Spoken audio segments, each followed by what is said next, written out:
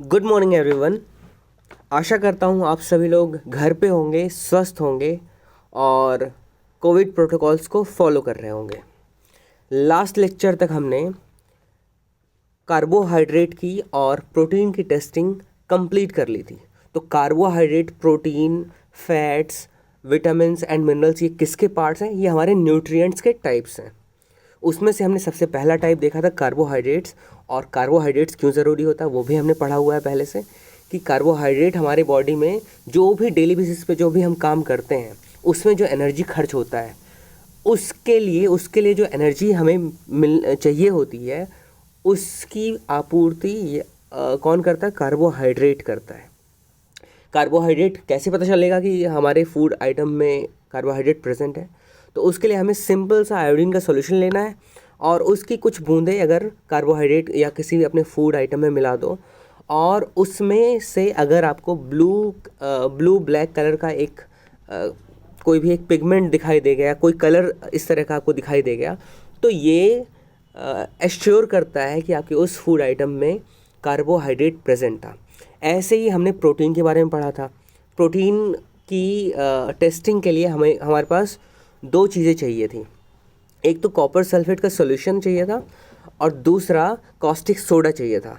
लेकिन इस केस में हमारा जो फूड आइटम है वो सॉलिड फॉर्म में नहीं होना चाहिए। उसके लिए हमें क्या करना था? जो भी फूड आइटम था या तो उसको पेस्ट के फॉर्म में हमने कन्वर्ट कर लिया या फिर उसको हमने स्मॉल पार्टिकल्स के फॉर्म में कन्वर्ट कर लिया। उसके बाद जो कलर चेंज आएगा उस फूड आइटम में वो कलर होगा वायलेट कलर। ठीक है, तो वायलेट कलर हमारा ये क्लियर कर देता है, बता देता है कि हमारे फूड आइटम के अंदर प्रोटीन पाया जाता है। उसके बाद हमने एक टेबल देखा था और उस टेबल से मैंने आपसे होमवर्क यही दिया था, मैंने आपसे एक्सपेक्ट किया था कि वो टेबल आप कंप्लीट करोगे और आप जो है ये बताओगे कि उसमें जो भी फूड आइटम्स के नाम दिए हुए हैं उसमें कार्बोहाइड्रेट प्रेजेंट है या नहीं है, या फिर प्रोटीन्स प्रेजेंट है या नहीं है। सेम काम आपको फैट्स के फैट्स के रिस्पेक्ट में भी करना है और वो पूरा का पूरा टेबल कंप्लीट हो जाना चाहिए। आज हम टेस्ट ऑफ फैट्स पढ़ेंगे। ये सबसे आसान टेस्टिंग होती है फैट्स की। इसके पहले जो भी दोनों न्यूट्रिएंट्स थे उसको टेस्ट करने के लिए कुछ खास तरह के आपको सॉल्यूशन चाहिए होते थे, लेकिन इस टेस्ट को करने के लिए बिल्कुल आपको सिंपल सा प्रोसीजर फॉलो करना है और वो प्रोसीजर हम पढ़ते हैं। कह रहा है, take a small quantity of a food item, wrap it in a piece of paper and crush it. तो फूड आइटम को थोड़े से फूड आइटम को लेना है और उसको पेपर के ऊपर रखना है और पेपर को ऐसे बोल सकते हो कि आप पेपर को फोल्ड करके उसको क्रश कर देना है। ठीक है, पेपर को थोड़ा सा दबा देना है। उसके बाद कह रहा है, take care that the paper does not tear. इस बात का ध्यान रखना है कि पेपर फट ना जाए। ऐसा ना हो कि पेपर थोड़ा सा ज़्यादा गीला हो जाए, गीला होकर उसमें से फूड आइटम्स बाहर निकलने लगे, फट चुका हो। इसका ध्यान रखना है। हमें इतना ही उसको क्रश करना है उस पेपर को कि फूड आइटम्स फट के बाहर ना निकल जाएं। ठीक है, now straighten the paper and observe it carefully. अब जो आपने पेपर को क्रश किया था उसमें से उसको वापस से अनफोल्ड करना है और उसमें जो फूड आइटम्स थे उनको रिमूव करना है। उसके बाद स्ट्रेटन करने के बाद आप उसको एक बार ध्यान से देखना है उस कागज़ के टुकड़े को। Does it have an oily patch?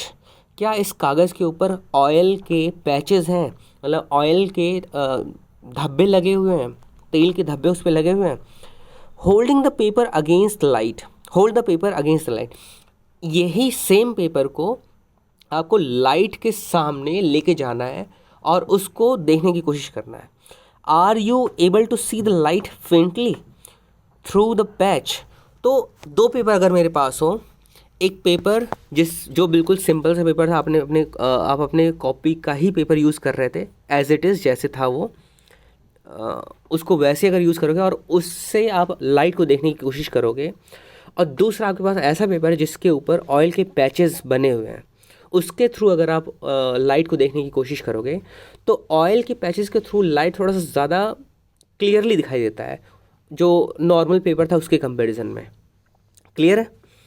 आगे कह रहा है, an oily patch on paper shows that the food item contains fat. अगर फूड आइटम के अंदर फैट होगा तो कागज़ के ऊपर रख के उस फूड आइटम का थोड़ा सा अगर आप पार्ट रखोगे और उस कागज़ को थोड़ा सा क्रश करोगे, ठीक है, उसके बाद फिर वापस से स्ट्रेटन करोगे उस पेपर को, तो आप देखोगे उसके ऊपर दाग धब्बे पड़े हुए होंगे ऑयल के। तो दिस इंश्योर्स कि हमारे उस फूड के अंदर फ़ैट प्रेजेंट था। अच्छा, हमने पहले फ़ैट के बारे में क्या पढ़ा हुआ था कि फ़ैट को क्या बोलते हैं, किस तरह का फूड बोलते हैं। तो फ़ैट भी एक तरीके से एनर्जी गिविंग फूड है, लेकिन एनर्जी गिविंग फूड तो कार्बोहाइड्रेट्स भी होते हैं। तो फिर फैट्स में और कार्बोहाइड्रेट्स में डिफरेंस क्या है? सबसे बड़ा डिफरेंस है कि फ़ैट जो होता है वो, उससे जो हमें एनर्जी मिलती है वो हमारा बॉडी स्टोर करता है, इन फ्यूचर कभी यूज़ में आएगा उसके लिए तैयार रखता है, उसको स्टोर करके रखता है। लेकिन कार्बोहाइड्रेट्स जो आपको एनर्जी मिलती है वो तुरंत के तुरंत खर्च करने के लिए होता है। वो कहाँ कहाँ खर्च होता है? आप दौड़ रहे हो, चल रहे हो, आप सांस ले रहे हो, आपकी आंखें पलकें झपक रही हैं, आपका हार्ट जो है बीट कर रहा है, ये सारे के सारे काम कौन करवा रहा है? ये सारे के सारे काम करने के लिए जो हमें एनर्जी चाहिए था वो एनर्जी दे रहा है कार्बोहाइड्रेट, ठीक है। लेकिन वही फैट क्या कर रहा है?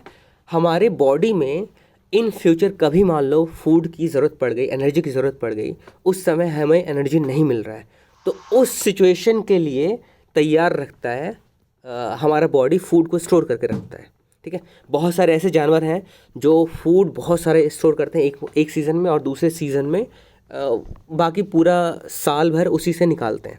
तो हमारा बॉडी भी एक तरीके से फूड को स्टोर कर रहा होता है फैट्स के फॉर्म में। अच्छा, फैट में और कार्बोहाइड्रेट में एक और भी बड़ा डिफरेंस है। अगर मैं मान लो इतना सा अमाउंट कार्बोहाइड्रेट का लेता हूँ और इतना सा ही अमाउंट फैट्स का भी लेता हूँ, तो ज़्यादा एनर्जी कौन स्टोर करेगा? कार्बोहाइड्रेट या फिर फैट? तो आंसर है फैट। फैट के अंदर रिलेटिवली ज़्यादा एनर्जी स्टोर्ड होता है, फैट ज़्यादा एनर्जी कंटेन करता है। यही रीज़न है कि फैट जो है, फैट हमारे बॉडी में जब इकट्ठा होने लगता है हम बहुत तेज़ी से मोटे होने लगते हैं, ठीक है।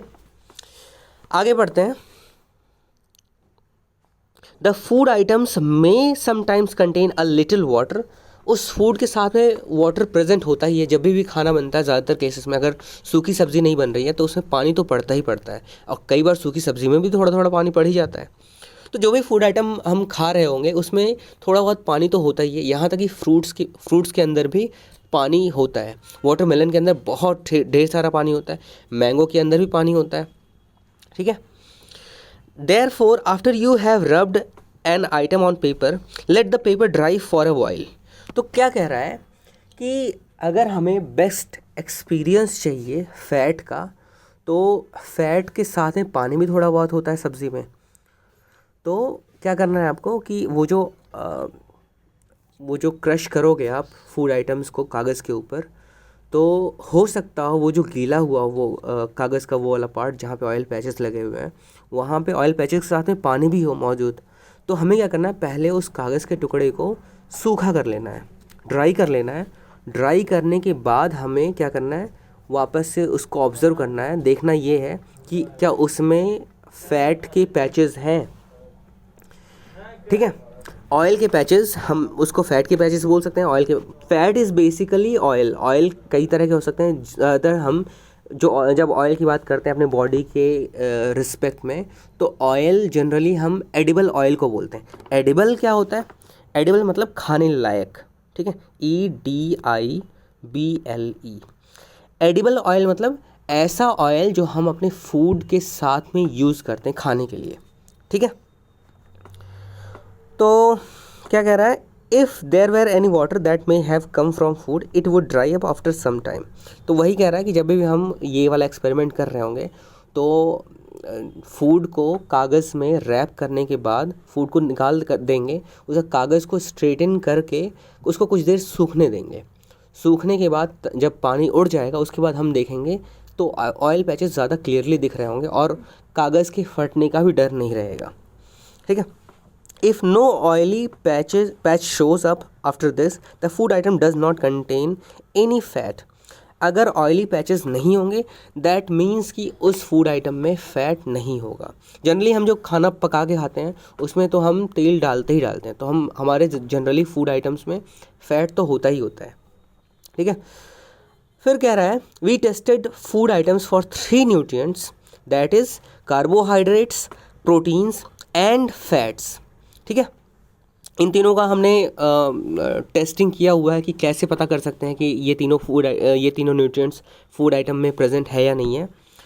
There are also other nutrients like vitamins को विटामिन्स भी बोलते हैं, and minerals that are present in different food items, ठीक है। तो विटामिन्स एंड मिनरल्स ये दोनों ही हमारे फूड आइटम में प्रेजेंट होते हैं। Why do we need all these nutrients, ये न्यूट्रिएंट्स हमें क्यों ज़रूरत पड़ती है इनकी, ये सारी चीज़ें हमने क्लास फिफ्थ में पढ़ा ही हुआ है, थोड़ा थोड़ा करके आइडिया हमने ज़रूर लगाया हुआ है।